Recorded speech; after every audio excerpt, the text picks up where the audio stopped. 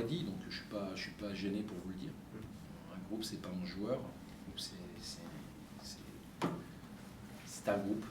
Voilà, et que quand les joueurs qui jouent moins jouent, il faut qu'ils soient performants.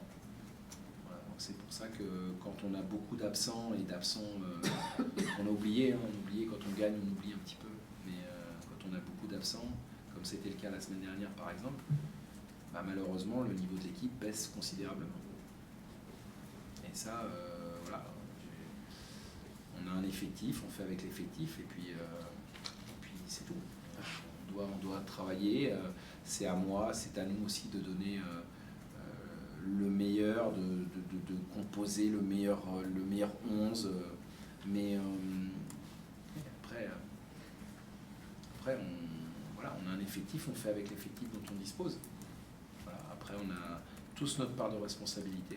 J'étais pas content après le match de samedi uniquement à cause de la première mi-temps, mais j'étais en droit de le dire et de vous le dire aussi parce que je leur avais dit avant. Après j'ai aussi signalé parce que c'est leur mérite, hein. Moi je m'approprie rien, donc j'ai dit quand on gagne ce sont les joueurs, donc quand on perd ce sont les joueurs aussi. Moi je fais des erreurs, on essaie d'en faire le moins possible, on essaie de corriger, on se remet en question, mais on ne peut pas se remettre en question tout seul.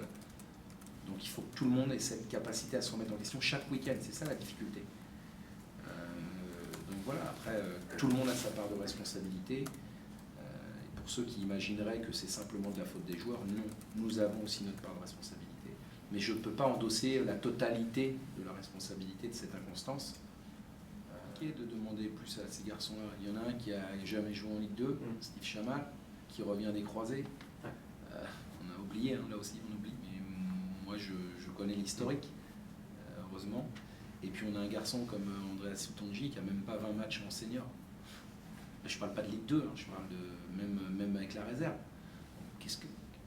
Il faut juste être objectif sur entre guillemets, le niveau et la valeur de ces garçons-là. C'est des garçons qui sont en devenir. Il y en a un qui, encore une fois, je vous dis, qui n'a jamais joué, qui ne connaissait pas le niveau de la Ligue 2, et l'autre non plus, et qui est jeune, qui a besoin d'apprendre plein de choses, qui joue avec ses armes, mais qui est en apprentissage.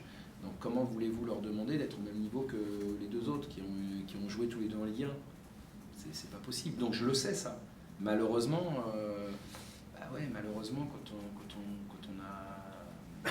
Il y a une vraie différence de niveau qui est logique, mais qui est notable.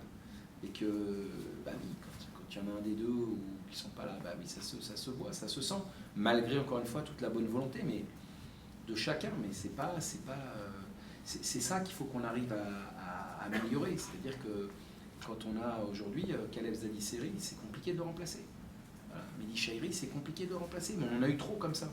C'est difficile de remplacer. Et quand la semaine dernière, quand on a Tekeu qui se blesse, Jessie Deminguet, Jo Le Penant, Alex Mendy qui n'est pas là, et à un moment donné, je peux pas reprocher le niveau aux garçons qui remplacent parce que je connais leur niveau. Et leur niveau, il n'est pas le même que ceux qui jouent. Aussi, les garçons qui sont peut-être un peu moins doués ou qui ont un peu moins d'expérience, il faut compenser par autre chose.